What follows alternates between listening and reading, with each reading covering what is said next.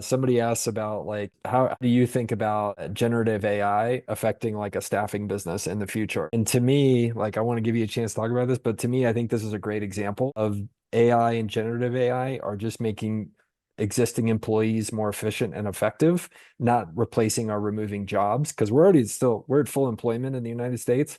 This is just a matter of like making existing people more effective, like the mobile phone did, like the internet did, like mobile apps did, like client server did. It's all the same thing. It's just the same deal. So I think we're still going to stay at full employment. That's human nature.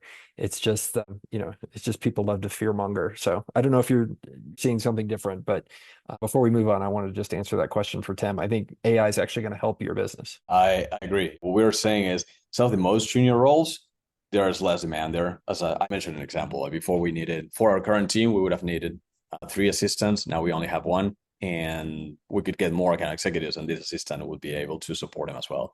So those roles probably going down, but there are other roles where there will be more demand. And I think the thing is that you can do more things now that before didn't make sense. One example is what I mentioned before. So building or hiring a developer now makes sense because they can build way faster to the point where it makes sense economically for companies. Then another example, I think of what we were doing before, we were for a select number of accounts, let's call it our top 10 accounts, we give there's different type of support where there's like a quarterly meeting to review how their team are doing and dashboards and analytics and all that. Now we're able to expand that to our second tier of accounts because we can actually get all of those reports built.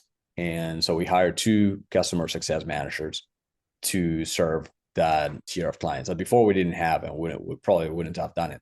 And that's just one example. There are more things that now make sense for companies to offer to do internally and externally with clients that will require people to execute them. So I think some roles will go down in terms of volume, some will go up.